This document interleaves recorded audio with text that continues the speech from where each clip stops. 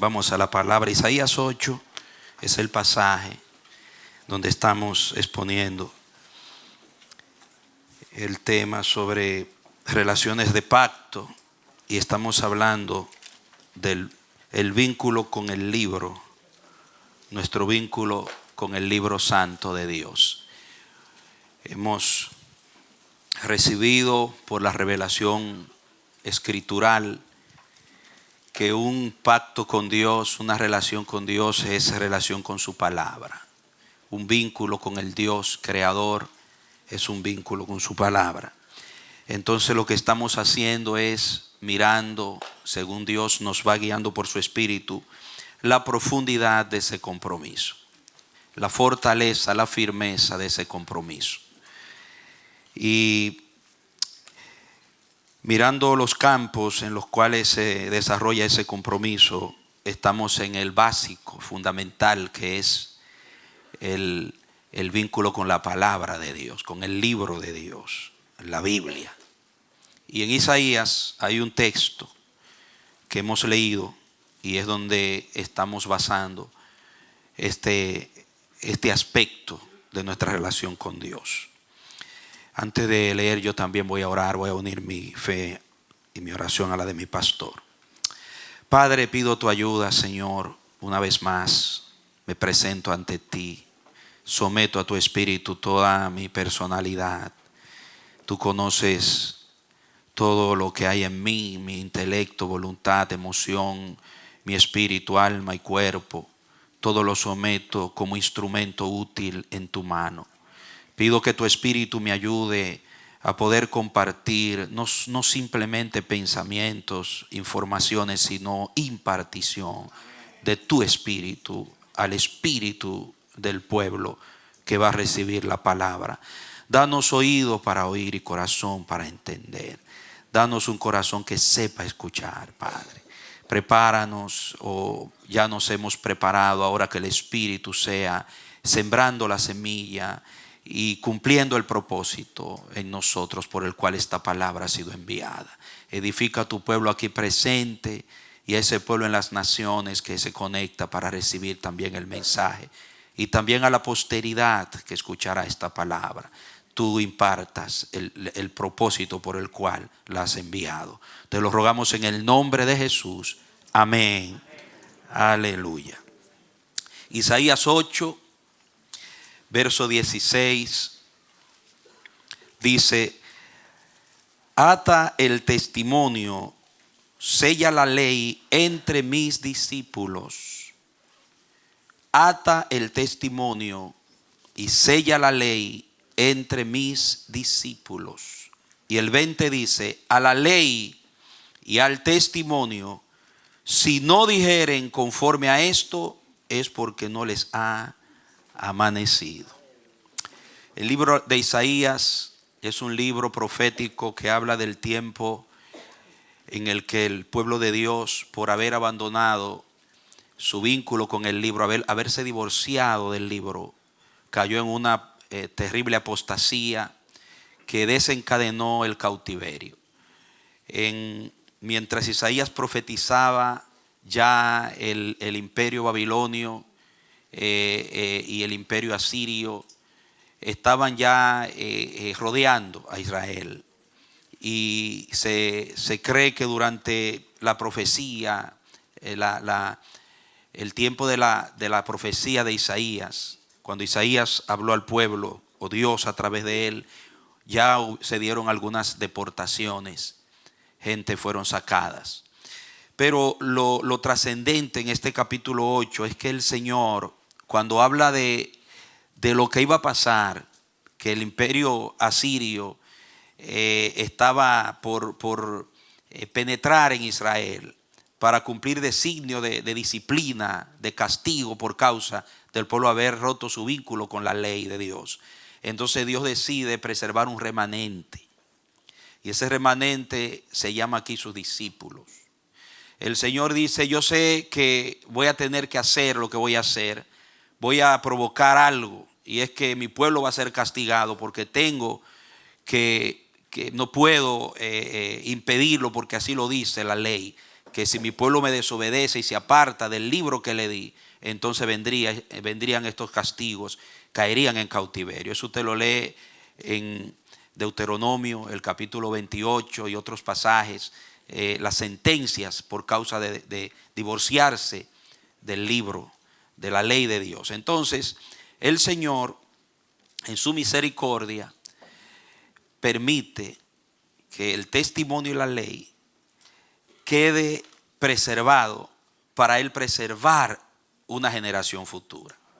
Entonces, cuando Dios, en medio de un tiempo de crisis de fe, en medio de un tiempo de alejamiento de la palabra de Dios, un tiempo donde el hombre decide someter su vida a otros preceptos y no a la palabra de Dios, Dios toma una decisión de limitar su palabra a un remanente que va a preservar su verdad para las generaciones futuras. Y esto es lo que está pasando aquí. El Señor va a permitir la venida del cautiverio, pero Él dice: yo me voy a preservar un remanente a los cuales se le llaman sus discípulos. Y la palabra discípulo en el hebreo y en el griego en la Biblia significa un alumno que aprende con un profundo sentido de compromiso. Es alguien que no es simplemente un oyente, no es un miembro más, no es un número más en el grupo, sino alguien que está comprometido a aprender y a vivir lo que se le va a enseñar.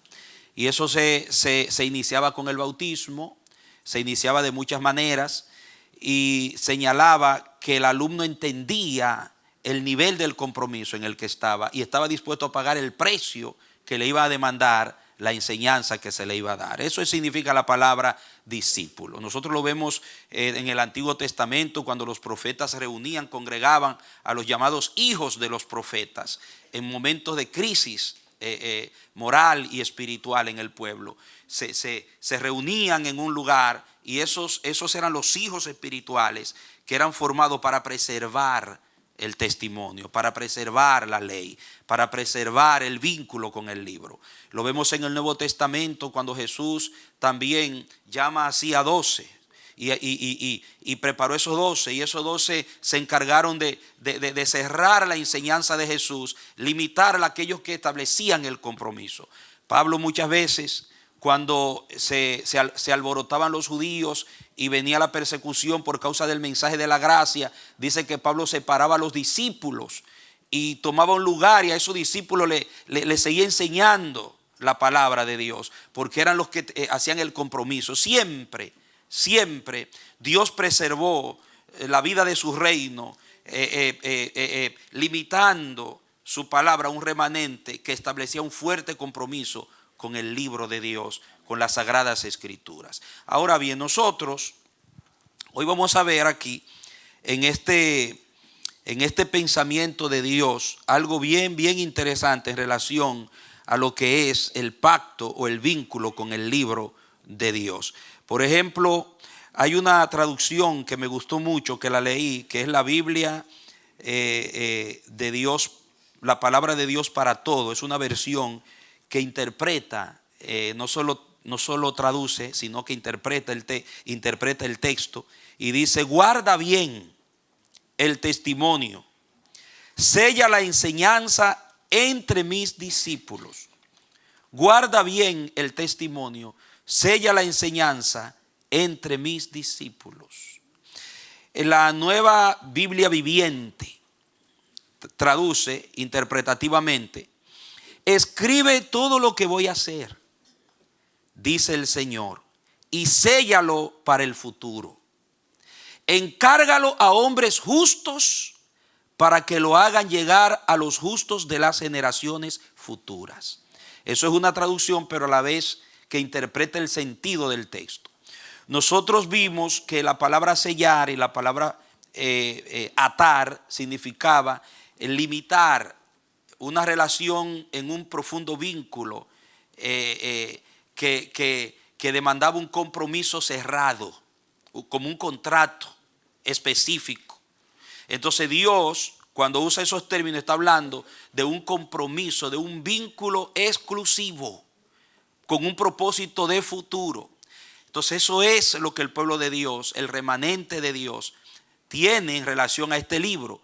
si nosotros seguimos la vida del reino, vivimos por la palabra de Dios, pero no estamos conscientes del compromiso que eso reviste, no podremos ser para Dios lo que debemos ser, ni hacer lo que debemos hacer en el tiempo que nos toca vivir.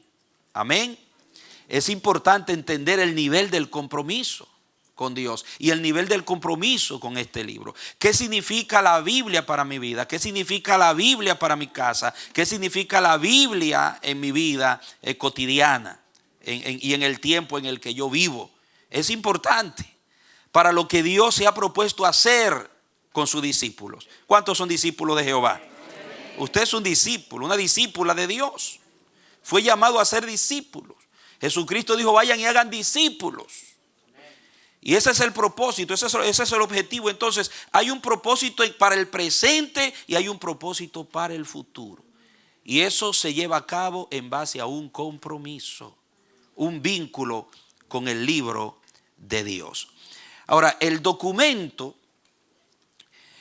usado por Jesús, el documento utilizado por los apóstoles y por el Espíritu Santo después de Jesús, era la ley y el testimonio del que habla Isaías, hermano.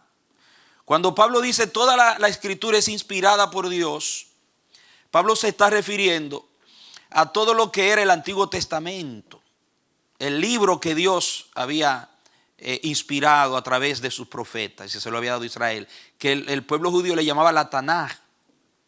Era el libro del pacto. De hecho, a los niños y a las niñas a los 12 y 13 años se le sometía a una celebración que le llamaban Ben Misbah en la cultura hebrea, que significa hijo del testimonio o hijos del mandamiento.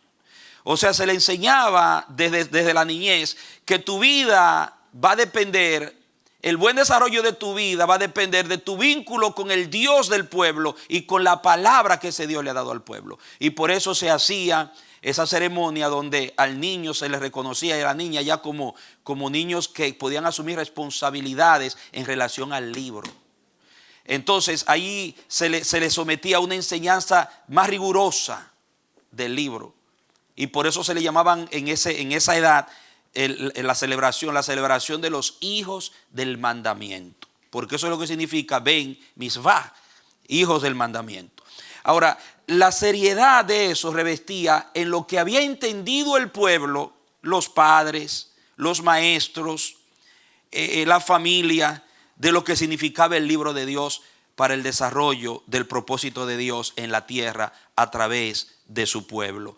Que es lo mismo que debe pasar con la iglesia. Una iglesia que no entiende el plan, el pensamiento, los designios de Dios con ella y para ella, y el papel que la iglesia debe jugar en su tiempo para el presente y el futuro, no va a poder establecer un compromiso serio con la palabra de Dios, sino que va a tratar livianamente con la palabra de Dios. Y eso trae sus consecuencias terribles, amado, porque todo lo que Dios se ha propuesto hacer, todo lo que Dios se ha propuesto edificar en tu vida y en mi vida, tiene que ver con el libro, tiene que ver con su palabra. Por eso se trata de un compromiso serio.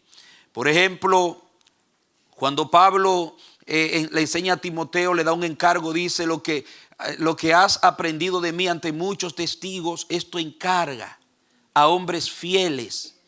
Oiga bien, a hombres fieles que sean idóneos para enseñar también a otros, refiriéndose a la enseñanza del libro. También nosotros podemos ver que cuando Jesús envía a los discípulos a discipular a las naciones, le dicen: bautícenlo en el nombre del Padre, del Hijo y del Espíritu Santo, enseñándoles que guarden todas estas cosas que yo os he enseñado. Ahora yo pregunto, ¿qué le enseñó Jesús a sus discípulos? Fue el libro de Dios, pero claro, en el espíritu correcto. Jesucristo reescribió, reinterpretó y reaplicó la ley y la palabra de Dios del Antiguo Testamento de la manera correcta, amados míos. Y eso fue lo que Él les enseñó a los discípulos, y eso fue lo que les entregó y les encargó que enseñaran a quienes ellos iban a discipular. También vemos que en la iglesia la dinámica de la enseñanza de la iglesia estaba basada en el libro de Dios, en el documento sagrado. Y era algo riguroso y serio. Se ocupaban asiduamente en la enseñanza de los apóstoles. Dice Hechos capítulo 2, verso 42.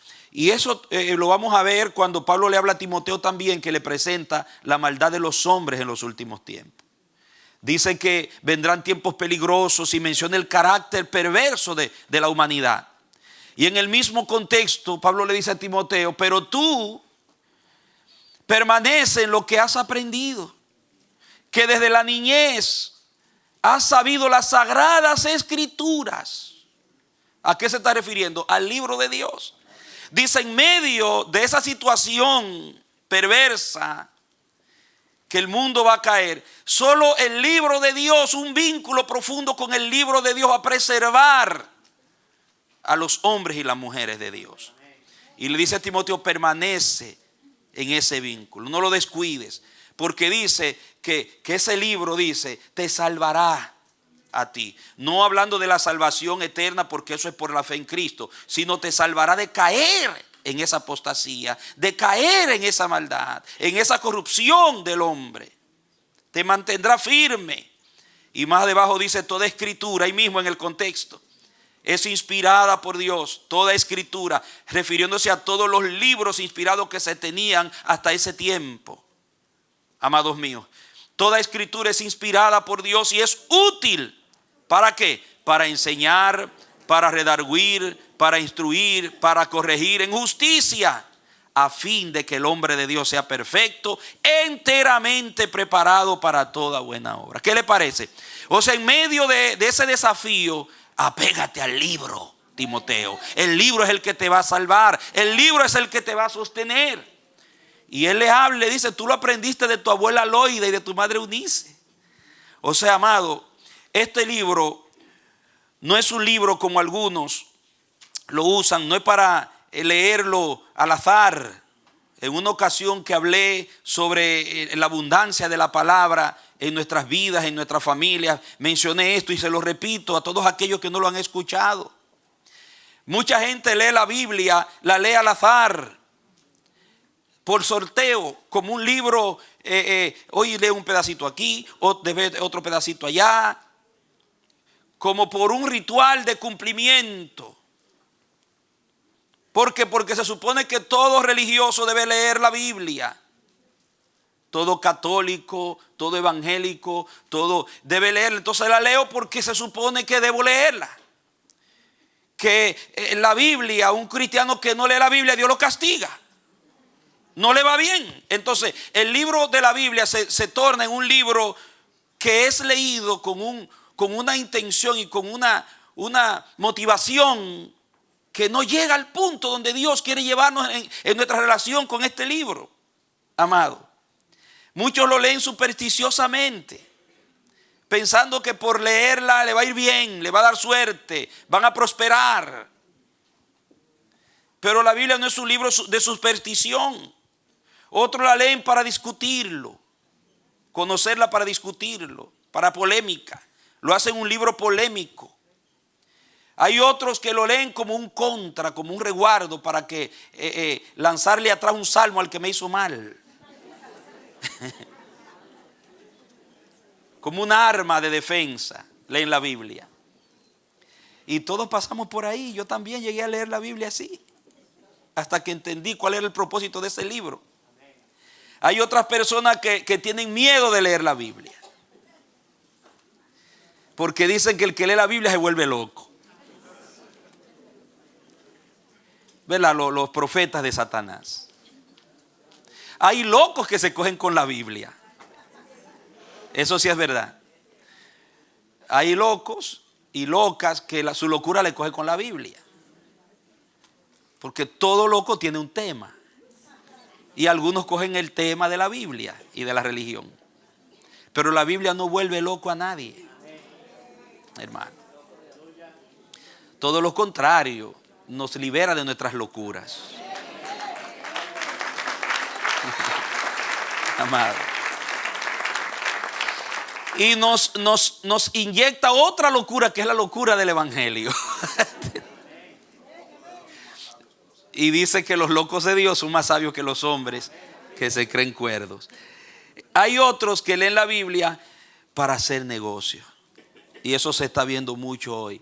Que usan la Biblia como un instrumento para lograr intereses de avaricia. La interpretan con fines lucrativos. Todo eso está. Aún desde los tiempos de Pablo, Pablo dice que habían algunos que medraban con la palabra de Dios. Medrar era hacer negocio, sacar provecho, ganancia. Usar el libro para sacar ganancia. Entonces todo eso nos muestra una forma errónea de acercarnos. Es un vínculo con el libro que no es sano. Y el propósito de Dios con nosotros es que entendamos que Dios quiere restaurar el vínculo con el libro santo, el vínculo con su palabra. Después de esta serie de enseñanzas, el objetivo del Espíritu es que nosotros revisemos nuestro vínculo con la Biblia. Porque tu vínculo con la palabra de Dios va a definir realmente a qué nivel está tu relación con Dios. Porque Dios siempre se relacionó y se relaciona y se relacionará en base a su palabra. Por medio de su palabra. Cuando Dios llama a Abraham, dice, y vino la palabra de Dios a Abraham. Cuando Dios llama a un Moisés, vino la palabra de Dios a Moisés. Siempre cuando Dios quiso establecer un lazo con propósito de una gran obra en la tierra, vino en su palabra.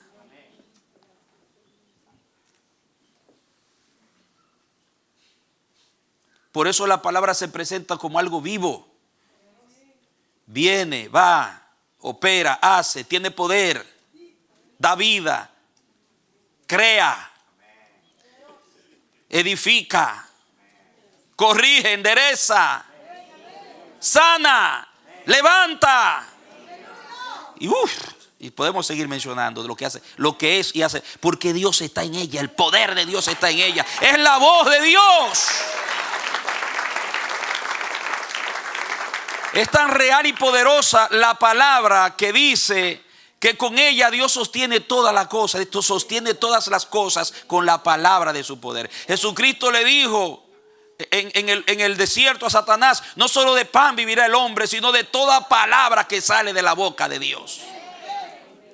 Entonces no existe un vínculo viviente, no existe un vínculo de bendición, no existe un vínculo de avanzada, no existe un vínculo que pueda generar la vida del cielo en la tierra si no es con el libro santo de Dios, inspirado por Dios.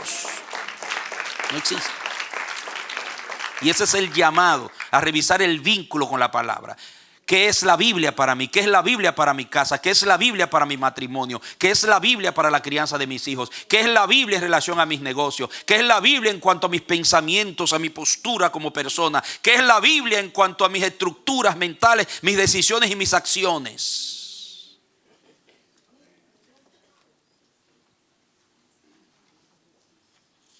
Ata y sella el testimonio. Lo primero que quiero plantearte en esta mañana, después de darte todo este preámbulo, es el acta del compromiso. El vínculo con el libro como un acta de compromiso. ¿Cómo se presenta esto en el Antiguo y en el Nuevo Testamento? Entender que este libro no es un libro cualquiera, es un acta de compromiso. Por eso, cuando usted ve la palabra Antiguo y Nuevo Pacto, Antiguo Testamento y Nuevo Testamento, usted tiene que preguntarse de dónde viene eso. ¿Por qué tenemos una Biblia de 66 libros y está separada en dos partes que se llaman el Antiguo Testamento y el Nuevo Testamento? ¿Qué es un testamento? ¿De dónde sale eso? Un testamento es algo que está ligado a la naturaleza y al contenido de un testimonio. Y el que ha recibido una herencia sabe lo que es un testamento. Un testamento es un documento jurídico, firmado, legal, que contiene un derecho a una herencia y contiene responsabilidades. Una escritura que es muchísimo más que un pedazo de papel con tinta encima. Porque en esa escritura y su firma hay un contenido que tiene que ver con algo que se debe poseer, se debe adquirir, se debe heredar, que pertenece. Para Israel,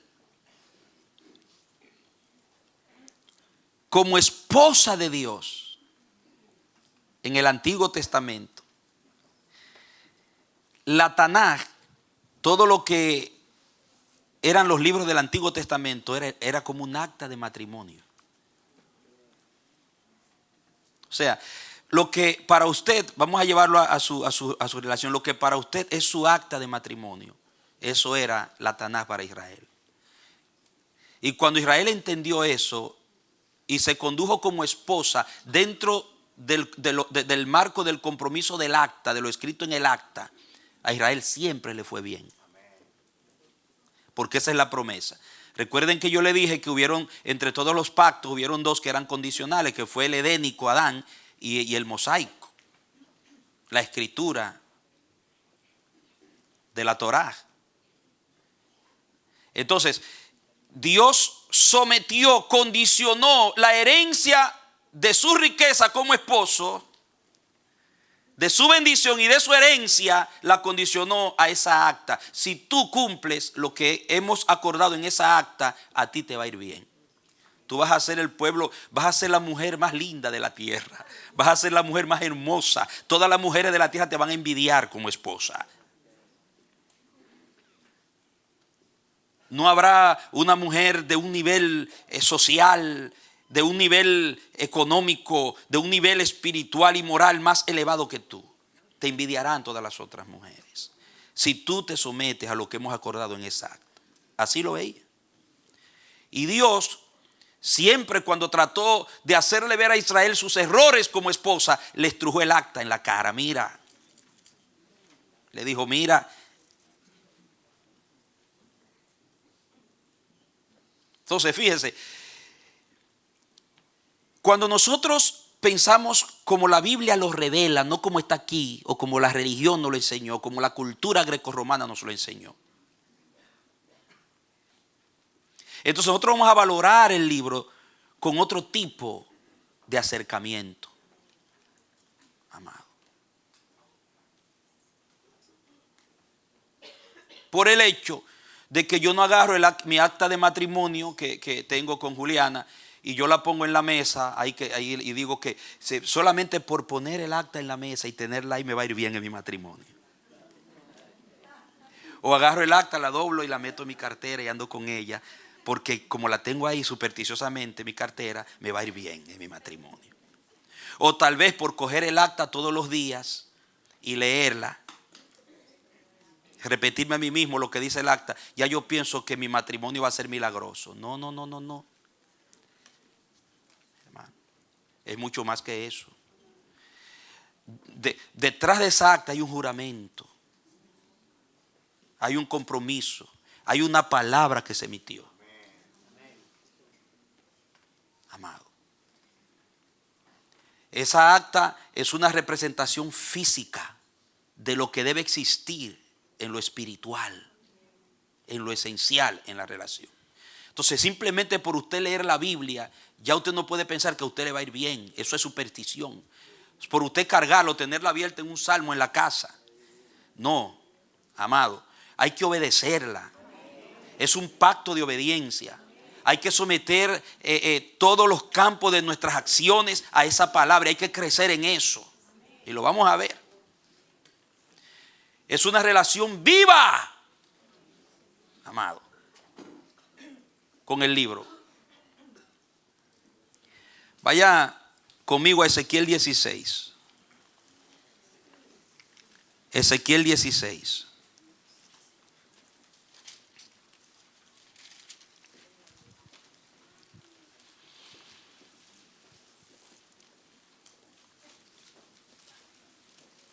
Vamos a leer verso 6 en adelante. Y yo pasé junto a ti y te vi sucia en tus sangres Y cuando estabas en tus sangres te dije, vive. Sí, te dije, cuando estabas en tus sangres, vive. Te hice multiplicar como la hierba del campo y creciste y te hiciste grande y llegaste a ser muy hermosa. Tus pechos se habían formado y tu pelo había crecido, pero estabas desnuda y descubierta. Ahí la deja en su juventud, ahí está en su juventud, adolescencia. Pero desde el texto 1 está hablando del origen del pueblo de Dios y cómo Dios dice, tu origen es eteo, y le habla de por qué, para explicarle por qué su comportamiento. Y va a dar un cuadro de ese proceso, cómo Dios usa una imagen vívida de cómo Él se quedó vigilando a esa muchachita. Como usted sabe, estos hombres que se crían en los barrios y le gusta una muchachita y se quedan mirando y van creciendo juntos y le cae bien la muchachita y se quedan mirándola y a medida que crece llega un momento que se enamoran y después se casan. Ha sucedido, pero esa vigilancia y esa atención, ese interés de ese varón por esa muchachita, a veces viviendo patio con patio. Hay algunos que el rostro le brilla, a algunos parece que ese fue su caso. Y usted vio la que es su esposa de Dios, usted la vio crecer, cómo se iba formando. Dios habla de Israel en ese sentido. Yo te vi, primero te vi desde tu niñez y yo participé hasta que llegaste a ser un adolescente. Y tus pechitos te crecieron y vi qué hermosa estabas. Y ahora, después, esa fue la primera vez que él pasó. Ahora dice, y pasé yo otra vez. Este fue otro pase. Y pasé yo otra vez junto a ti y te miré. Y he aquí que tu tiempo era tiempo ¿de qué?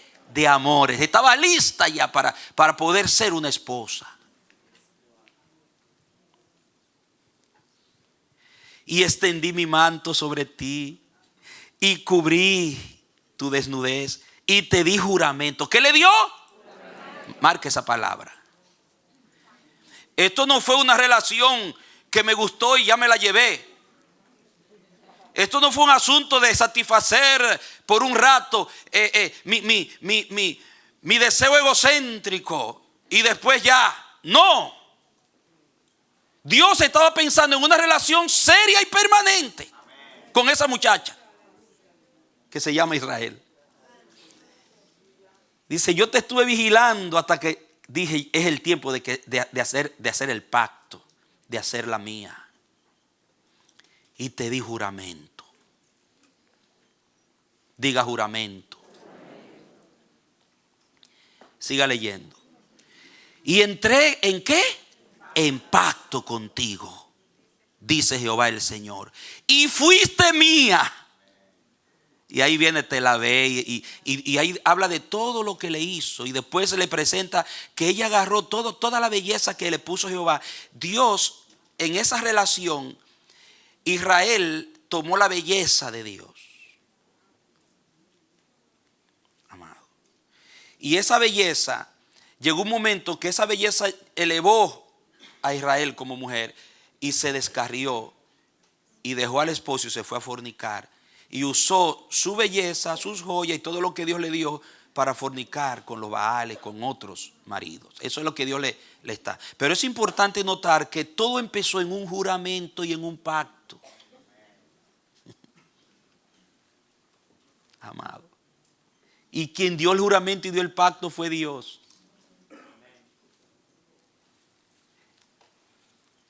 Entonces, cuando continúa la lectura, para administrar bien el tiempo, en el verso 15 dice, pero confiaste en tu hermosura y te prostituiste a causa de tu renombre y derramaste tus fornicaciones a cuantos pasaron. Suya eras y tomaste de sus vestidos y te hiciste diversos lugares altos y fornicaste sobre ellos cosa semejante nunca había sucedido, ni sucederá más. Tomaste a sí mismo tu hermosura, y ahí le va diciendo todo lo que hizo cuando cayó en la idolatría.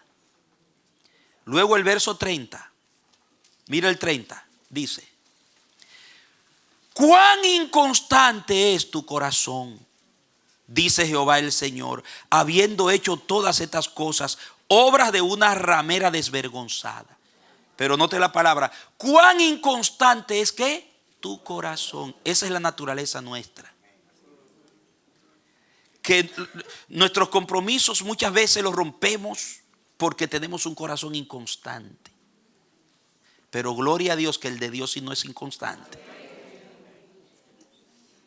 O sea, la actitud y las acciones desvergonzadas que asumió la esposa revelan el estado de su corazón. Un corazón inconstante.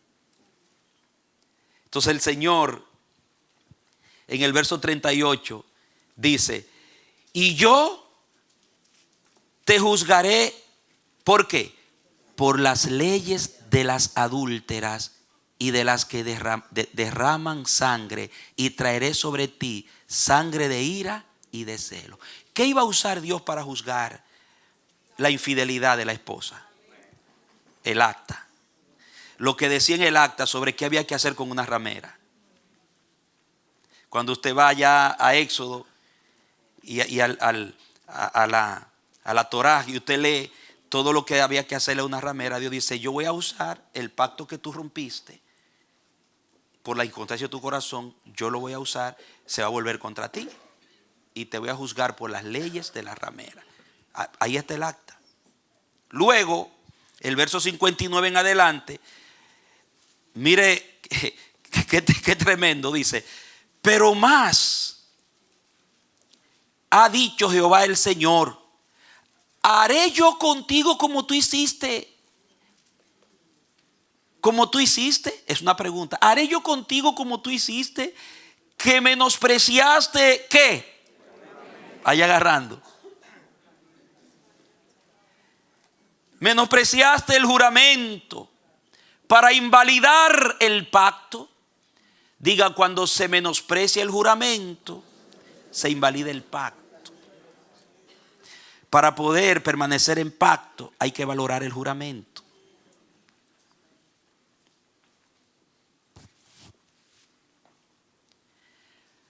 Antes yo tendré memoria de mi pacto. Note bien.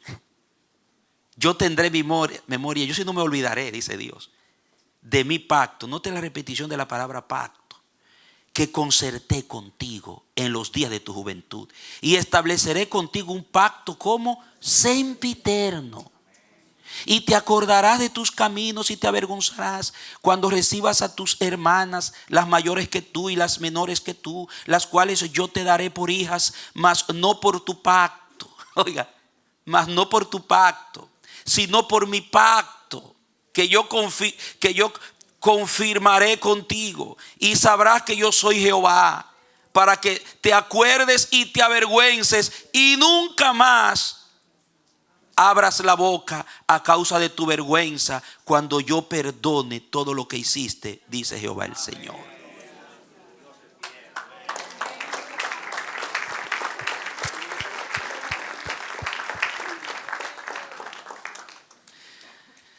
Entonces, no entender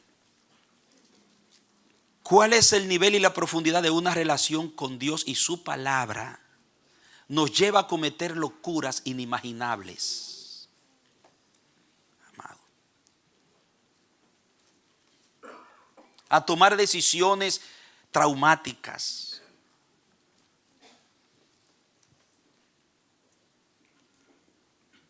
A asumir posturas perniciosas. No entender.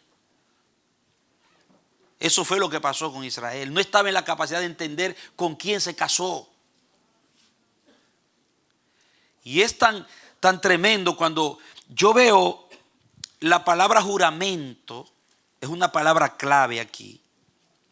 Esa palabra juramento, en el verso 8, escúcheme bien, la palabra que se usa para juramento es diferente en el hebreo a la palabra que se usa en el versículo 59. No son las mismas. En el versículo 8 la palabra es Shabbat, que significa jurar 7 veces. Y cuando se hablaba de un juramento Shabbat, se estaba hablando de una entrega completa, permanente, absoluta, inquebrantable. Y eso solamente lo puede hacer Dios. En el hombre no está esa naturaleza. Por eso Abraham, cuando hace el convenio con Abimelech, le da 7 ovejas. 7 corderos. Y Abimelech no entendió. ¿Qué te propones tú con eso? Porque esa no era su cultura. Pero Abraham había entrado en una cultura que él entendió lo que era pactar, lo que era un convenio, que ese número 7 indicaba: yo te voy a cumplir a ti, yo te pido que me cumplas a mí. Que por ninguna circunstancia varíe, que ningún problema entre tú y yo haga cambiar este acuerdo, de que este pozo lo cavé yo y es mío. 7 ovejas. Entonces la palabra Shabbat, que se utiliza cuando Dios dice: yo te hice juramento, en el verso 8, yo te juré, te di un Shabbat. El número 7, el número perfecto, es un compromiso, diga compromiso completo, perfecto, definitivo. Eso es el Shabbat. Y se usaba ese término, escuche bien, cuando no solamente había escritura, sino que se ponía una firma. Si había un documento y solamente había escritura y tú lo revisabas y no tenía firma por ningún lado, todavía no era un Shabbat. Oiga bien, cuando tú revisabas el documento y los acuerdos entre ambas partes y ese acuerdo estaba sellado, bueno, está completo. Aquí hay un Shabbat. O sea, un compromiso completo, un compromiso perfecto. Dios le dice: yo a ti te di un juramento y te lo he cumplido. Eso es lo que le está diciendo. Yo a ti no te he fallado. Yo no me he portado livianamente. Yo no he sido liviano con mis palabras. Yo he llevado a cabo al pie de la letra lo que dice el acta. Pero tú te has portado con un corazón inconstante y me has fallado en el compromiso. Y por eso me veo obligado a juzgarte por lo que dice el acta, conforme a las leyes de la ramera. Entonces, cuando en el versículo 59 se usa la palabra otra vez juramento, que se refiere al juramento que rompió la esposa yéndose con otros, es la palabra alaj, con H al final, alaj, y significa un conjuro de maldición. Era la palabra que en la Biblia, lo busqué en los versículos donde se usa, y casi en todas las partes donde se usa alaj se refiere a una execración. Es cuando alguien jura y dice que todas estas cosas vengan sobre mí si yo fallo. Ese era el alaj. Agarre bien. O sea, cuando Dios le dijo en el monte Sinaí, porque esto tiene que correlacionarlo con lo que pasó en el Sinaí. Ahí fue que Dios se casó. Ahí fue que le dio el libro. Que le dijo, Dios primero escribió, después ustedes saben, como lo tratamos en la exposición anterior, cuando Moisés baja y ve el pueblo entregado a la idolatría, rompió las tablas, y después Dios le dice a Moisés: ahora fabrícate tú las tablas, lízalas tú.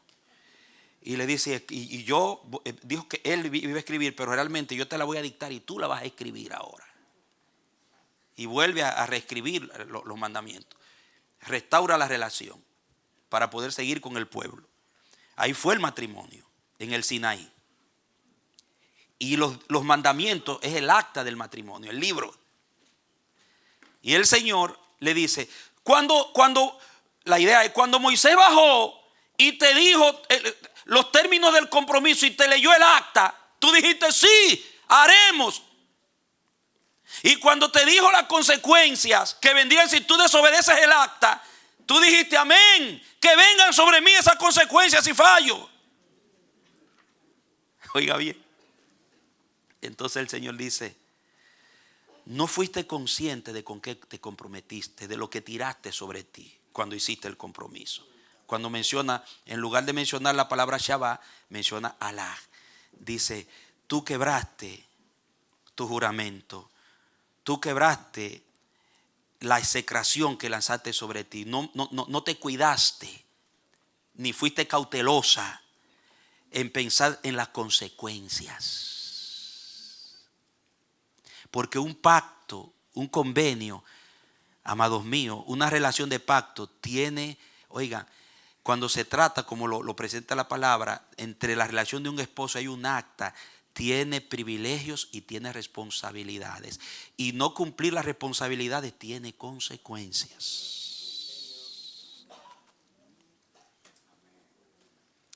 Por eso cuando a mí me toca aconsejar en un matrimonio que está pensando en divorcio, yo trato por todos los medios de que no se divorcien, de restaurar, de que se restaure. Hay casos que no hay salida, pero el único que se ríe con la última muela de atrás es el diablo, porque el diablo sabe que cuando se da un divorcio no va a ser para mejor, porque se está rompiendo, oiga, se está rompiendo el Shabbat y le viene encima el Alá. Viene la consecuencia sobre los hijos, porque ese no es el ideal de Dios. Hay que trabajar. El que entiende el pacto con el libro y los términos del libro, de qué es un matrimonio o de qué es una relación de pacto, va a luchar por restaurar la relación y vivir al nivel de la relación que Dios le ha enseñado. Porque en el mundo espiritual vienen las consecuencias. Cuando se rompen las palabras, cuando se tira por el piso un convenio, un acuerdo y un compromiso. Y Dios le dice a su pueblo, tú por haber roto y no haber tenido en cuenta mi Shabbat, ahora te viene encima el Alá. Esa es la idea. Tiene que ver con un conjuro de maldición. Hay un texto en Deuteronomio 29, vaya conmigo, ponga ahí un marcador y vaya conmigo a Deuteronomio 29 para que note algo sobre el término usado aquí para juramento, Alá.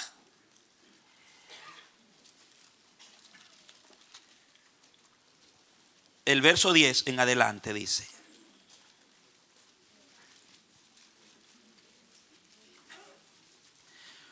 vosotros todos estáis hoy en presencia de Jehová vuestro Dios, los cabezas de vuestras tribus, vuestros ancianos y vuestros oficiales, todos los varones de Israel, vuestros niños, vuestras mujeres y tus extranjeros que habitan en medio de un campamento, en medio de tu campamento, desde el que corta tu leña hasta el que saca tu agua, para que entres en pacto de Jehová tu Dios y en su juramento que Jehová tu Dios concierta hoy contigo. Note la palabra concierta. Entre dos, un compromiso. Entiende que esto es un compromiso entre dos, que hay condiciones para su cumplimiento. Y dice, para confirmarte hoy como su pueblo y para que Él sea a ti por Dios de la manera que Él te ha dicho. Para que Él sea a ti por Dios de la manera que Él te ha dicho. Note bien. Y como lo juró a tus padres Abraham, Isaac y Jacob. Y no solamente con vosotros hago yo este pacto y este juramento, sino con los que están aquí presentes hoy con vosotros delante de Jehová vuestro Dios y con los que no están aquí hoy con vosotros, con nosotros. Porque vosotros sabéis cómo habitamos en la tierra de Egipto y cómo hemos pasado por en medio de las naciones por las cuales habéis pasado y habéis visto sus abominaciones y sus ídolos de madera y piedra, de plata y oro que tienen consigo. No sea que haya entre vosotros varón o mujer o familia o tribu cuyo corazón se aparte hoy de Jehová nuestro Dios para ir a servir a los dioses de esas naciones. No sean que haya en medio de vosotros raíz que produzca hiel y ajenjo, y suceda que al oír las palabras de esta maldición, esa palabra maldición es la misma palabra Alá, que se traduce allá juramento, cuando dice, se refiere a la violación.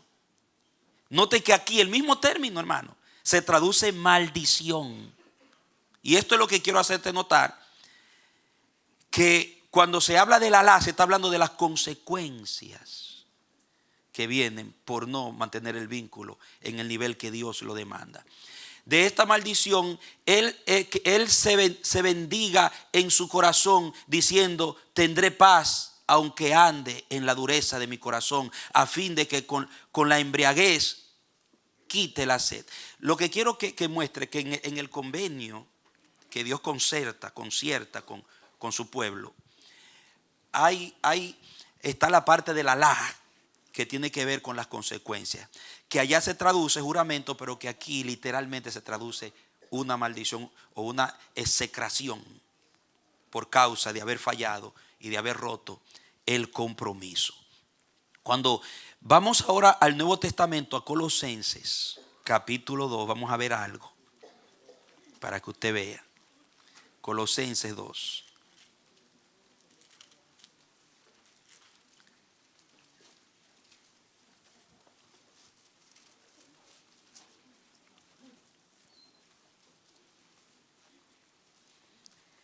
...13 en adelante.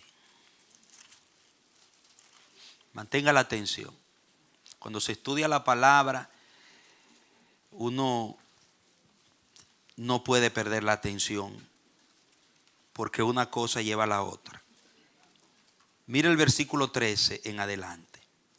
Y a vosotros, estando muertos en pecados y en la incircuncisión de vuestra carne, os dio vida juntamente con él, perdonándoos todos los pecados. Y mira el 14. ¿Habiendo hecho qué? Dice, habiendo anulado originalmente el acta. ¿El qué?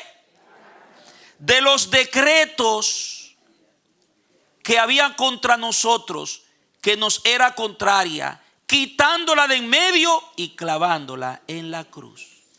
Mira acá. ¿Qué fue lo que Jesucristo anuló cuando te dio vida en la cruz? El acta de los decretos que nos eran contrarios. Hay dos palabras, actas y decretos, no son la misma cosa.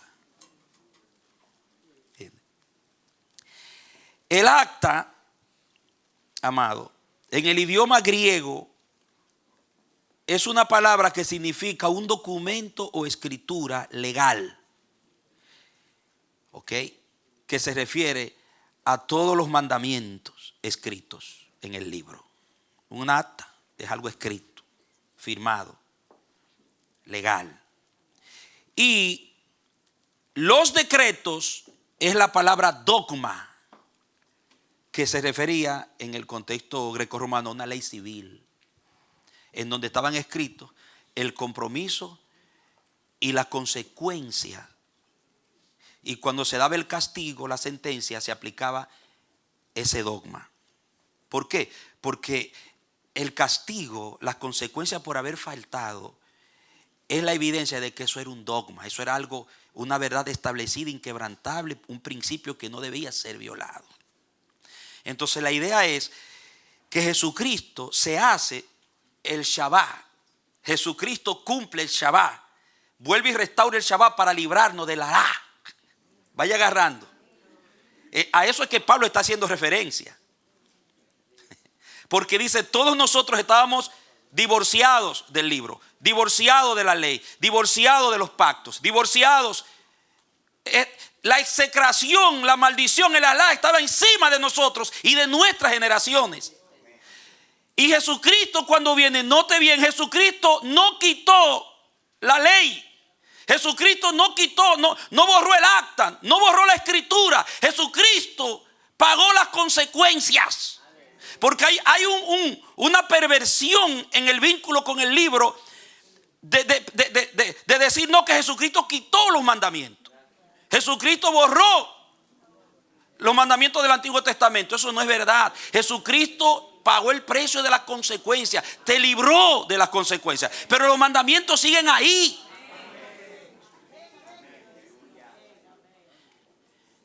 Porque el problema no era el acta, era el corazón inconstante y las consecuencias por haber fallado. Esa fue la copa que Cristo se bebió, y lo vamos a ver por la palabra. Porque la vida cristiana en Cristo no nos da a nosotros un compromiso menor con la escritura que se la daba al pueblo de Israel. Nos da un compromiso más elevado. Si Israel tenía un compromiso serio, el de la iglesia es mucho más serio, lo van a ver. Porque Jesucristo, en lugar de borrar el libro, el acta, la reescribió en los términos correctos y nos capacitó para poderla vivir.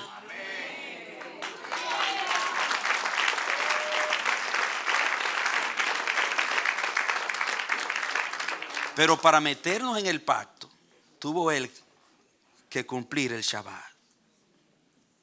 Tuvo que restaurar. Y todo el que lo recibe a él, todo el que, oiga esto, todo el que viene a Jesús es traído, vuelve al libro. Jesús lo lleva al libro. Porque siempre, amado, un pecado es una violación de la ley. En toda la Biblia. Pecado es transgredir la ley. Entonces el acta no fue borrada. Cuando un matrimonio se divorcia o cuando hay líos en un convenio matrimonial, el problema no es el acta de matrimonio, no es lo que está escrito, es el corazón duro del hombre, dice la Biblia, que produce una carta de divorcio. Pero en el diseño de Dios no existió carta de divorcio, existió una ley de matrimonio. Un vínculo de matrimonio. La carta de divorcio la hizo Moisés. Para los de duros corazón, dice la Biblia. Por eso dice Malaquías que él aborrece el divorcio. Por eso hay que pensarlo 10,000 veces antes de casarse. Hay que ver y sentarse y calcular los gastos. Hay que ser maduro. El matrimonio no es para niños y para niñas. No es para personas que no saben lo que quiere. El matrimonio es para gente madura, hermano.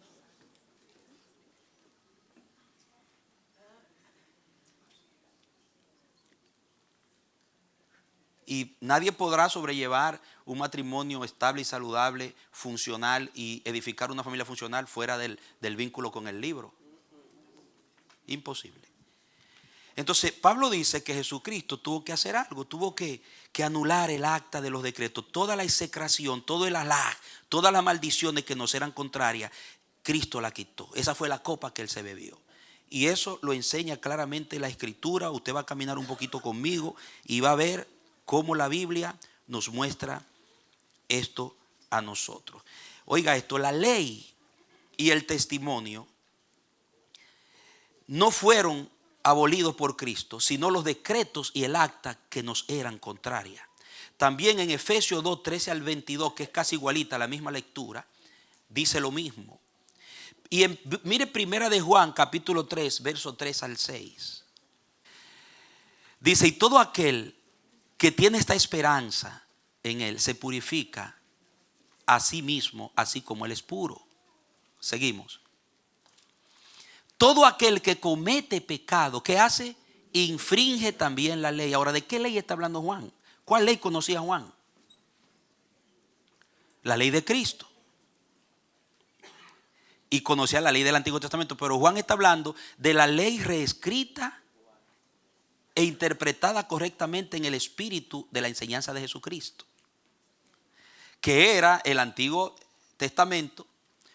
Amado, si usted se lee Mateo capítulo 5, 6, 7, va a ver que todas las enseñanzas de los mandamientos del Antiguo Testamento Jesucristo los enseña correctamente, todo, excepto guardar el sábado. El único que no aparece como un mandamiento en el Nuevo Testamento es la obligación de guardar el séptimo día. Pero después todo: no adulterarás, no codiciarás, no matarás, no esto. Está repetido en el Nuevo Testamento. Todos. Ahora, la diferencia es que Israel hacía aquellas cosas para vivir por ella y pensaba que se salvaba. Pero ahora quien salva es el Verbo que se hizo carne. Es Jesucristo. La gracia. Pero quien te ayuda a vivir la vida abundante de esa gracia y a apropiarte de la herencia del esposo es tú cumplir lo que está escrito en el acta. Y tú no lo vas a poder hacer por tu propia fuerza, sino por eso es que el Señor te da el Espíritu ahora. Pero no fue que Él quitó la ley. Y nosotros somos cristianos como chivos sin ley, sin compromiso con el libro. Jesucristo no rompió el compromiso con el libro. Todo lo contrario, Jesucristo reafirmó el compromiso con el libro. Ahora, desde la dimensión de su espíritu, desde la dimensión de su interpretación y de su aplicación correcta, y del ministerio del Espíritu Santo en nuestros corazones. Entonces, todo pecado es infracción de la ley. Verso 5, dice el 5. Y sabéis que Él apareció para quitar la ley. ¿Para quitar qué? Nuestros pecados. Ese era el problema. Porque Dios quiere relacionarse y lo que nos impedía relacionarnos con Dios no era la ley, sino el pecado que la ley, el Alá, señalaba. La execración, las consecuencias. Entonces Jesucristo vino a quitar nuestros pecados, no vino a quitar la ley. Jesucristo no vino a romper el compromiso con el libro. Él vino a capacitarnos para volver al compromiso verdadero con el libro. Y no hay pecado en Él. El verso 6. Todo aquel que permanece en Él no peca. Todo aquel que peca no le ha visto ni le ha conocido. ¿Por qué? Porque era la doctrina de los gnósticos que creían que como el cuerpo era malo y en su doctrina gnóstica y el espíritu era bueno, no importaba lo que se hacía con el cuerpo, porque como quiera el cuerpo es malo, eso está corrompido, está dañado ya. Y le llamaban los antinominianos, porque la palabra sin ley es anomía, no tener ley, vivir sin ley. Y los gnósticos que creían así se entregaban al desenfreno y seguían la doctrina filosófica epicúrea. No importa que usted haga, usted puede hacer una cosa y si para usted eso a usted no le daña su conciencia, eso no importa, porque como quiera el cuerpo es malo. Basta con que usted no le haga mal al otro. Y eso es lo que hoy se está viviendo en la sociedad, muchas leyes y filosofías que así es que piensan. Entonces, el que anda así, que no tiene un compromiso con el libro, con la ley de Dios, es una persona sin ley. Y dice ahí en el contexto, dice que es un hijo del diablo. Es del diablo, no es de Dios. Porque el único que anda sin ley es el diablo. Y ese espíritu de andar sin ley, sin un vínculo con el libro que rija tu vida, no es de Dios. Entonces es notable ahí en el 8, el que practica el pecado es del diablo, porque el diablo peca desde el principio. Para esto apareció el Hijo de Dios, para deshacer las obras del diablo, no deshacer la escritura, el acta de matrimonio. Entonces lo que el Espíritu quiere plantear es, amado, escúcheme bien,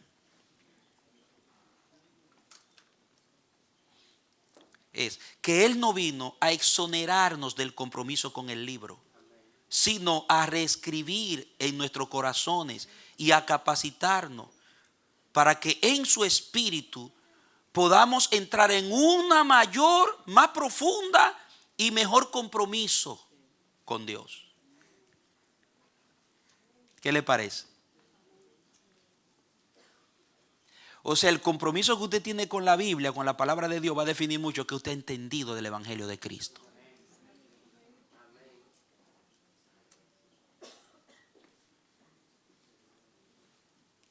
Entonces, es importante que todo esto nos lleve a un punto de que hay un acta de matrimonio. Dios no es un Dios de concubinato, Dios es un Dios de matrimonio. Repítalo conmigo, mi Dios no es un Dios de concubinato, es un Dios de matrimonio. ¿Me escuchan?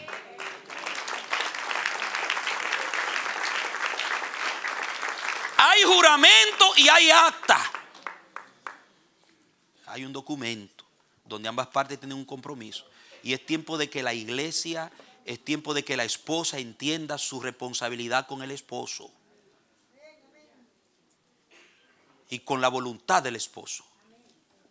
Usted sabe lo bien que me siento yo cuando yo le pido a mi esposa, tráeme un cafecito. Y ella con amor viene y me trae ese cafecito como a mí me gusta. Ella sabe cómo es que me gusta. Y no me refunfuña, ni ay, otra vez, otro pidiendo café otra vez. Aunque tal vez ella se siente, no esté en condición, está en otra cosa, pero hay un acta, yo tengo una responsabilidad, yo tengo que agradar a mi amado. Cuando la necesito, que ella está ahí conmigo, dispuesta. Es igual el hombre hacia la mujer. Cuando la mujer lo necesita, se quiere sentir segura, valora del hombre está ahí para ella, porque hay un acta. Esto es un compromiso de vida.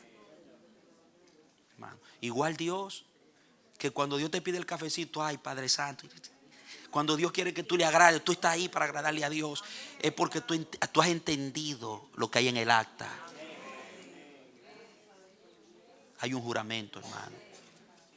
Cuando tú le dijiste a Jesús, Señor Jesús, yo reconozco que soy un pecador. Oiga, ¿tú sabes por qué tú reconociste que eres un pecador?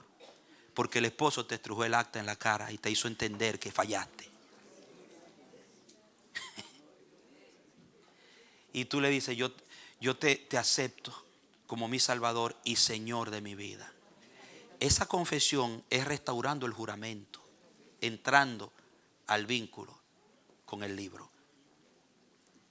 Y eso compromete a Jesús a cumplirte y te compromete a ti a obedecerle. Pero el libro, hermano, el libro. O sea, Él vino a restaurar el compromiso, llevarlo al nivel ideal del Padre. Por eso Él dice en Mateo 5:17, yo no he venido para abrogar la ley, sino para cumplirla. Entonces, como Él la cumplió, le dio al Padre una vida sin pecado, 33 años. La palabra en su boca tenía tanto poder que sanaba a los enfermos con la palabra. Porque ¿de dónde vino la enfermedad en Israel? ¿Qué fue lo que trajo? El Alá estaba sobre el pueblo. Y todas las consecuencias en Deuteronomio 28 le cayeron encima al pueblo y a todo el que vive, que ha roto el pacto, que se ha divorciado. Entonces, el Cristo que cumple el pacto, que cumple la ley, que vuelve y le da al Padre el Shabbat, le cumple plenamente, toma nuestro lugar y en nuestro lugar le cumple. Entonces, por eso la palabra en su boca restauraba. La palabra en su boca daba vida. La palabra en su boca deshacía todas las obras del diablo. Porque el diablo se mete donde se rompe y donde se descuida el acta. Usted dirá, bueno, Jesucristo sanaba a la gente con su palabra, restauraba con su palabra, porque Él era Dios. No, fue porque le dio al Padre el cumplimiento de la ley. No era suficiente con que Él se hiciera Dios y se encarnara si no hubiera vivido esos 33 años sin pecado o no le hubiera dado al Padre lo que el Padre requería. Alguien tuvo que cumplir el Shabbat. Tuvo que alinearse con ese, tuvo que restaurar ese juramento para traer las bendiciones y anular las consecuencias.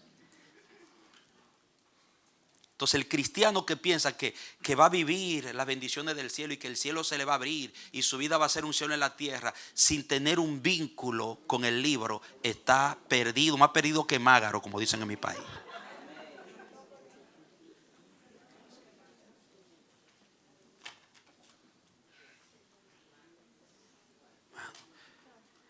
Tu salvación está segura, pero que Dios te dé las bendiciones y lo que Él te ha prometido en la vida abundante en Cristo aquí en la tierra depende de la obediencia. Que Él escuche tus oraciones y la conteste depende de la obediencia, dice la palabra.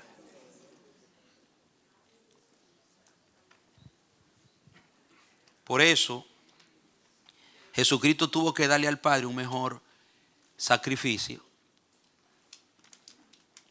Porque ya en Jeremías 31:27, mire Jeremías 31, verso 27 en adelante, mire esto por favor. Dios lo había profetizado. Verso 27. He aquí vienen días, dice Jehová, en que sembraré la casa de Israel y la casa de Judá de simiente de hombre y de simiente de animal. Y así como tuve cuidado de ellos para arrancar y derribar y trastornar y perder y afligir, tendré cuidado de ellos para edificar y plantar, dice Jehová. En aquellos días no dirán más: los padres comieron las uvas agrias y los dientes de los hijos tienen la dentera, sino que cada cual morirá por su propia maldad. Los dientes de todo hombre que comiere las uvas agrias tendrán la dentera. He aquí que vienen días, otra vez, mire, vienen días, dice Jehová, en los cuales haré un nuevo pacto con la casa de Israel y con la casa de Judá. No como el pacto que hice con sus padres el día que tomé su mano para sacarlo de la tierra de Egipto. Usted ve la escritura del Sinaí allá. Será un pacto diferente. Porque ellos invalidaron mi pacto, aunque fui yo un marido para ellos, dice Jehová. Usted ve que era un acta de matrimonio. Y ellos lo invalidaron. Pero él dice: yo voy a hacer un nuevo pacto con ellos.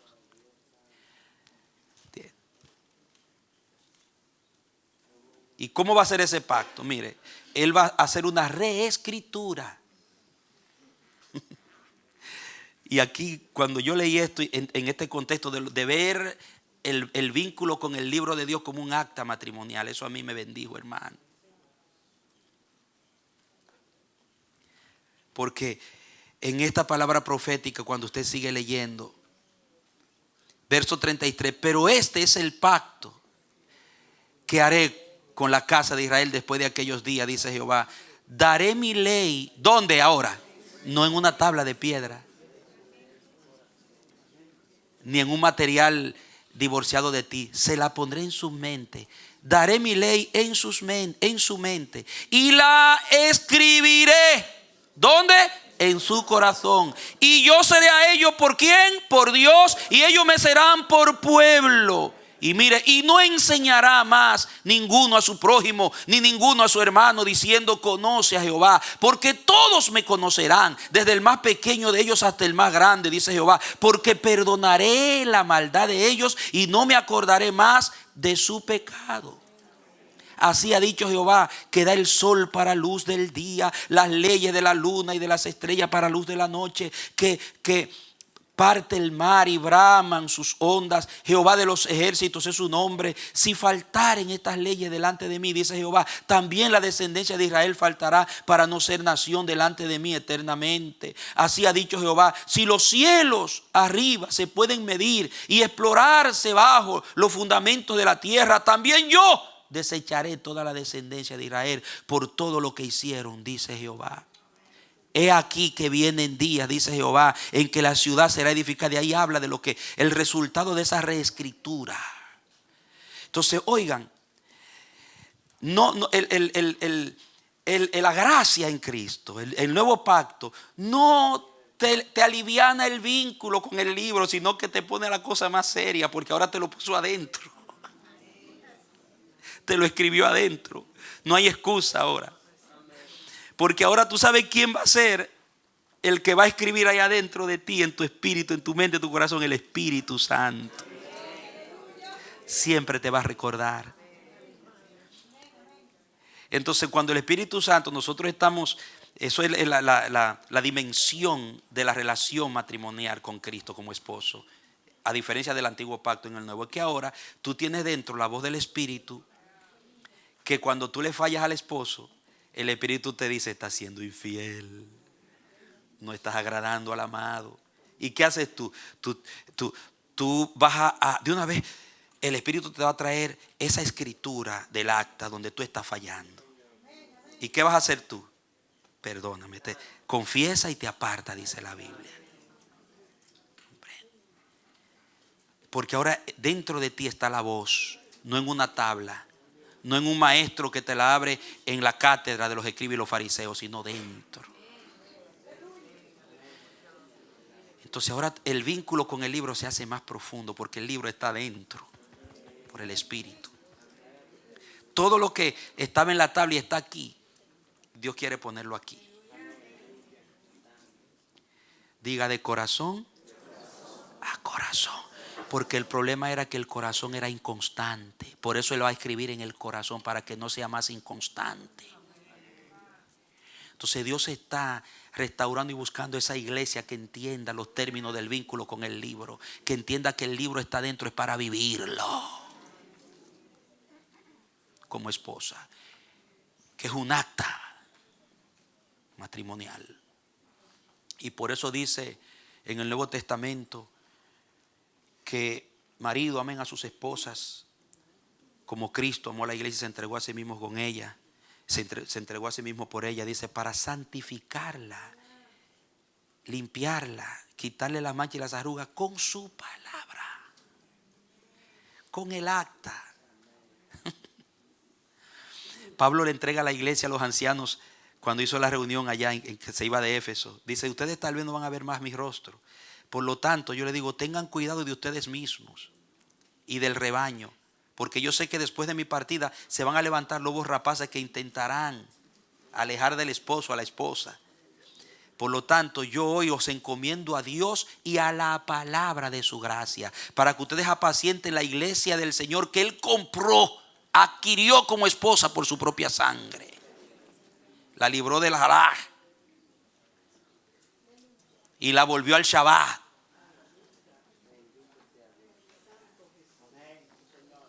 O sea, el vínculo con este libro no es algo liviano para la iglesia, es serio. Hermano, es tu acta de matrimonio con tu amado. ¿Y sabes qué? La diferencia entre un concubinato y un matrimonio es ese, que en el matrimonio hay acta y hay derechos y hay deberes, que cualquier cosa que pasa hay derechos que asisten a ambas partes, ¿entiendes? Porque hay un compromiso, hay consecuencias también. Pero una relación liviana, sin compromiso. Entonces, escuche bien. Jesucristo pagó la dote completa con su sangre. Y habiendo pagado la dote con su sangre, obtuvo la iglesia como su esposa. Y le presenta un acta más elevada y un compromiso más profundo con el libro. No menos. Antiguo y Nuevo Testamento. La Santa Biblia. Las Sagradas Escrituras. El arrepentimiento y la conversión que demandaban Jesucristo y los apóstoles encerraba un regreso al compromiso con el libro. Oiga, siempre cuando se predicó el arrepentimiento y la conversión, se demandaba un regreso al libro. Nunca los profetas, ni ningún restaurador en la Biblia, habló de un arrepentimiento y una conversión sin volver el pueblo al libro. En el Nuevo Testamento es igualito. Miren, Josías, cuando apareció el libro y se dieron cuenta dónde habían fallado, ¿verdad? Que por ahí está la predicación del pastor, apareció el libro, se la recomiendo. Cuando apareció el libro, Josías llevó al pueblo a jurar otra vez. Y se reunieron con la familia y juraron, llorando, quebrantados. Y dice que todos comenzaron a hacerlo como estaba escrito, dice, y lo repite. Y volvieron a hacer las cosas como estaba en el libro, como estaba en la ley. Oiga, cuando David intentó llevar el arca a Jerusalén y hubo todo ese tropiezo y hasta muerte, fue porque no consultaron el libro. Cuando David se da cuenta y vuelve al libro, entonces el arca llega a su destino. Amado, cuando Daniel descubre el tiempo de la salida del cautiverio y la razón de por qué el cautiverio estaba allí, Daniel se humilla y confiesa. Y cuando Daniel confiesa por él, por sus antepasados y por el pueblo, habla del pacto del libro. Dice, hemos faltado a tu ley, hemos sido infiel al libro santo, a lo que tú dijiste, a lo que no hemos cumplido el juramento. Cuando Nehemías confiesa, vuelve el pueblo al libro. Cuando Esdras confiesa, vuelve el pueblo al libro otra vez. Y siempre jura el pueblo, sí haremos, volveremos, perdónanos. Siempre un arrepentimiento real y una conversión real fue una vuelta al libro. Hasta que la iglesia no se vuelva al libro, no hay un arrepentimiento ni una conversión real. Hasta que tú no te vuelvas al libro en tu vida, tú no te has arrepentido ni te has convertido realmente. Un cristiano, una cristiana es verdaderamente un convertido cuando vuelve al vínculo con el libro.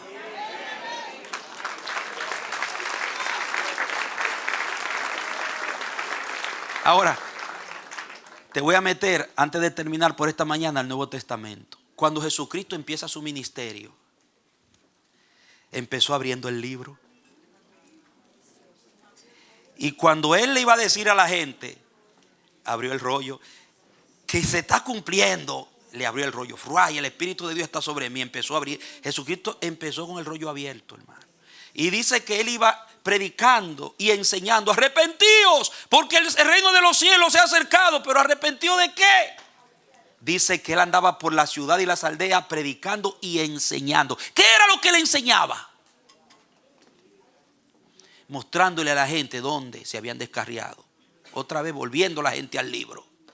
Ahora en la enseñanza de Él, en el Espíritu de Cristo, de la nueva dimensión, de la restauración del vínculo. Cuando los apóstoles, amados míos, empieza la iglesia, dice que los que se habían arrepentido fueron añadidos a la iglesia y perseveraban en la enseñanza de los apóstoles, en el partimiento del pan, en las oraciones y en la comunión uno con otro. ¿Cuál era el libro de texto de los apóstoles? ¿Qué era lo que el Espíritu a través de los apóstoles le enseñaba a la iglesia? Era el libro. Todo verdadero arrepentido volvía al libro. Y usted va a ver que siempre Pablo entraba a la sinagoga y le abría la palabra. Y cuando se convertían los discípulos le enseñaba la palabra. A Timoteo le dice las escrituras, la palabra que te enseñó tu abuela Loida y tu madre Eunice. Mantente firme esa palabra. Hermano, no existe una relación sana con Dios si no hay vínculo con el libro de Dios. La iglesia tiene que volver al libro.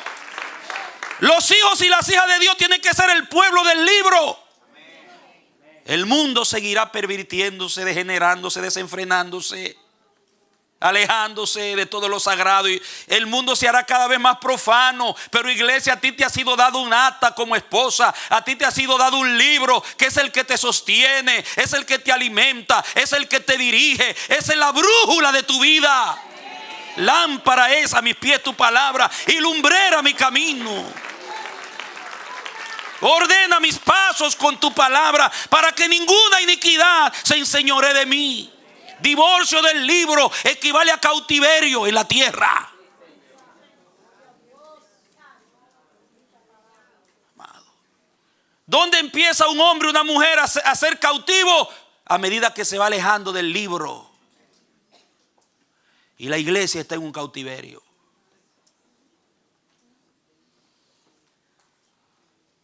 Hasta que el libro vuelva. Como pasó desde el siglo III, IV hasta el siglo XV, cuando vino la reforma, que hubo un terrible oscurantismo en la tierra. La iglesia cayó en un cautiverio porque perdieron el libro. Hay matrimonios, familias que están en cautiverio. Hay un pueblo cautivo. Porque el vínculo con el libro no se ha entendido. Muchos andan en un cristianismo de la gracia que piensan que Cristo vino a abolir el acta, que quitó el acta, quitó el compromiso con el libro. No, Él vino a quitar fue las consecuencias y los sacrificios rituales que se daban por la consecuencia. Porque Dios tuvo que valerse de sacrificio para mantener la relación. Pero las escrituras quedaron intactas. No somos un pueblo sin ley.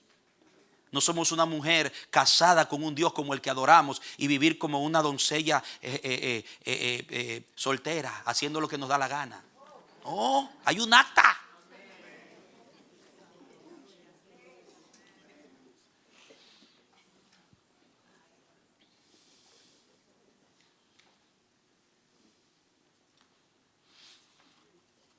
Conclusión.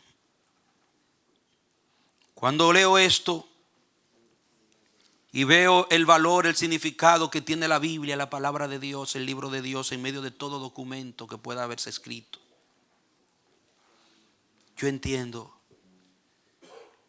la profundidad del compromiso con la palabra de Dios que tenemos los hijos de Dios y las hijas de Dios.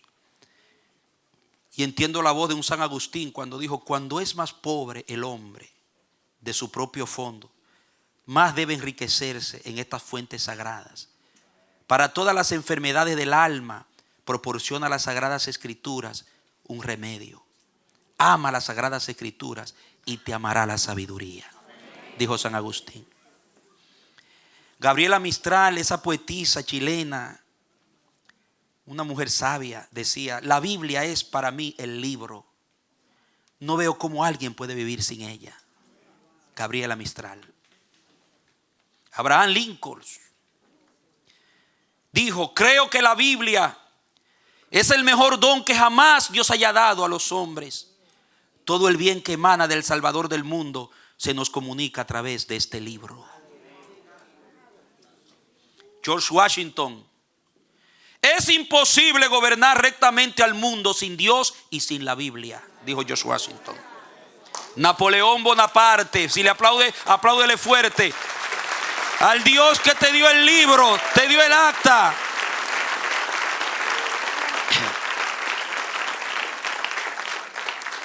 Napoleón Bonaparte dijo: la Biblia no es un mero libro, sino una creación viviente con un poder que vence a todo cuanto se le opone. W.H. Seward, uno que fue un político y abogado en Nueva York y fue candidato a la presidencia también en el siglo XIX, dijo lo siguiente: la esperanza entera del progreso humano pende de la influencia siempre creciente de la Biblia. Y por último, Immanuel Kant, un filósofo alemán, dijo: la existencia de la Biblia como libro para el pueblo es el mayor beneficio que la raza humana jamás haya experimentado.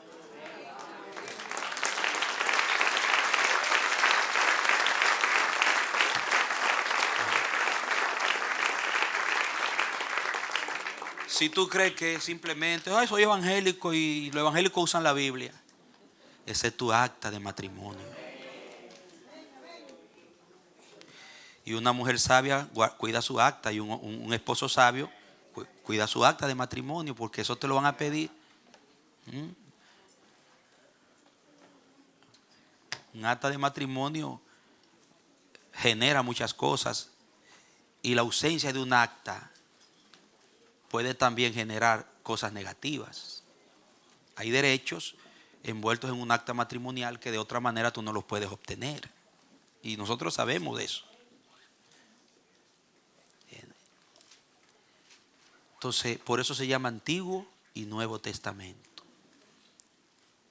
porque es el documento de nuestra herencia, que define, determina los límites de nuestra relación con nuestro amado. Porque el amado quiere deleitarse.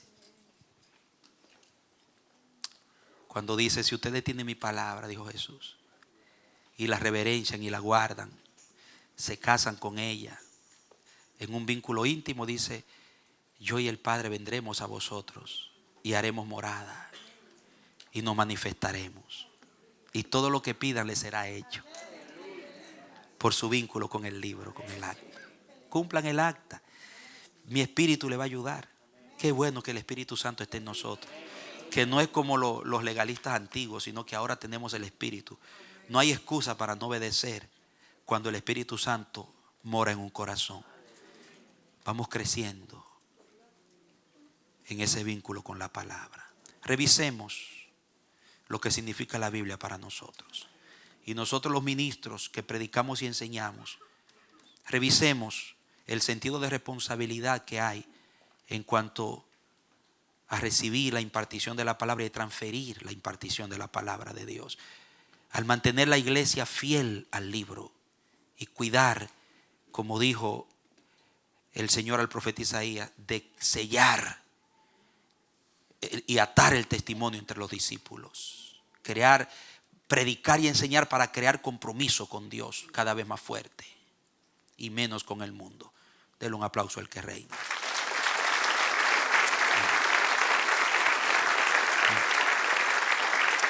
Vengan los ministros. Bendito sea el Señor. Mientras los ministros, oro a Dios y adoramos al Señor y terminamos. Aleluya. Aleluya. Dale gracias a Dios por su palabra. Abramos el corazón. Apreciemos el libro de Dios. Depende todo de esa palabra. Amén.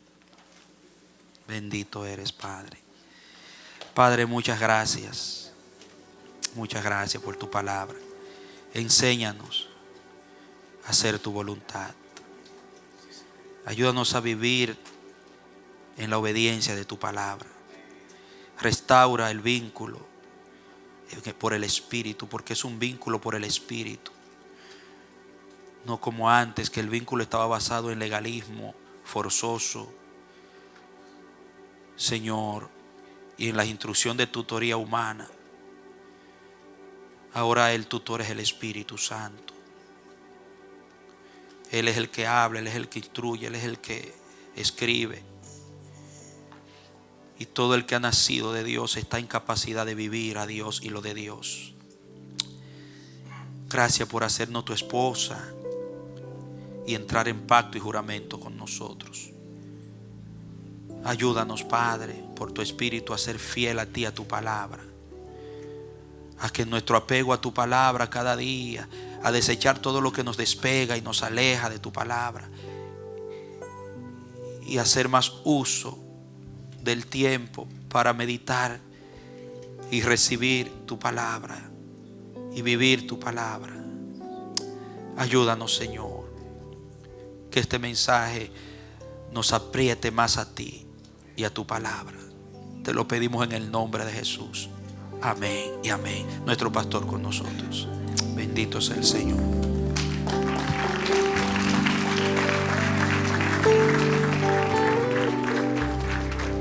Aleluya. Vamos a levantarnos, hermanos.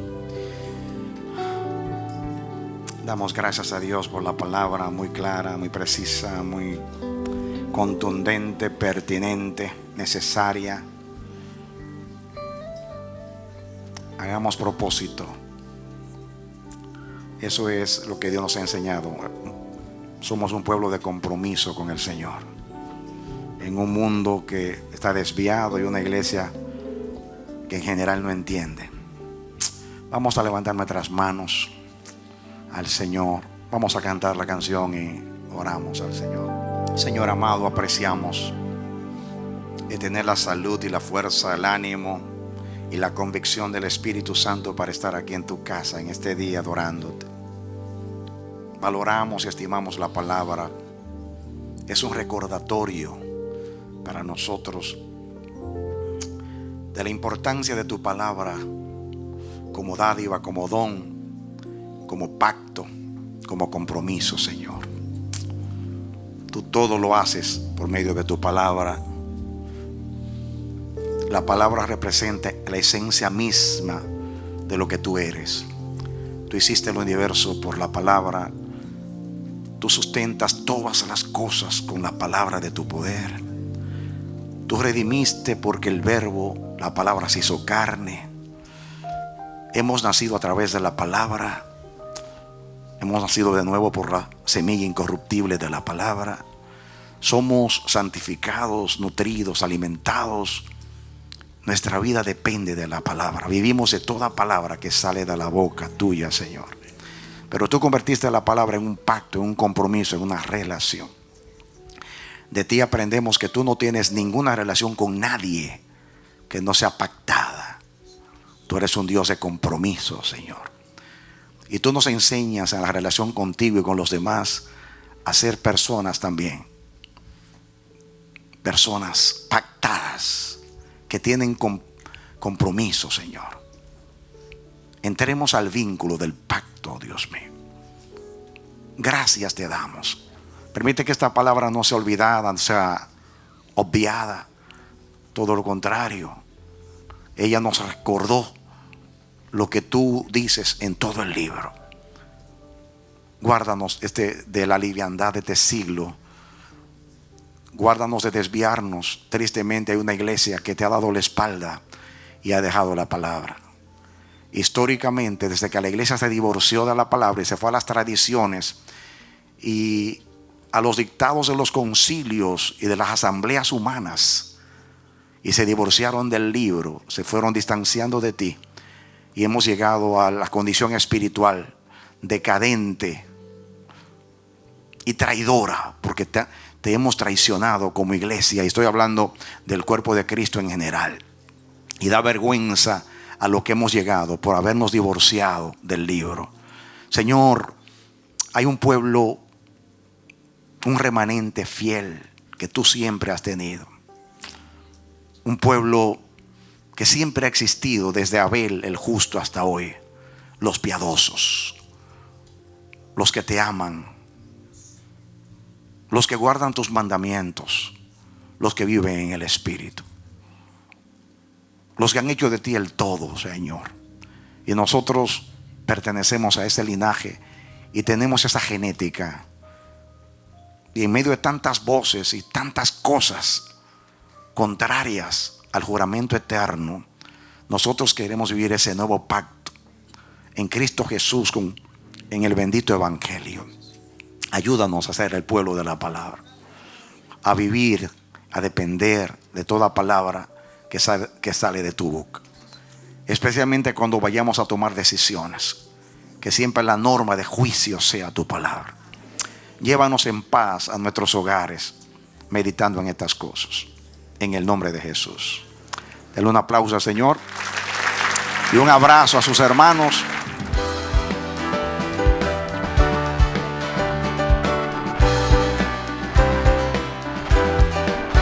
Este ha sido su programa Voz de Restauración.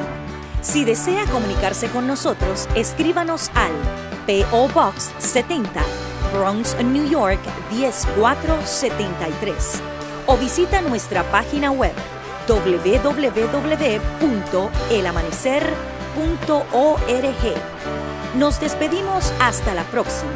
Que Dios te bendiga.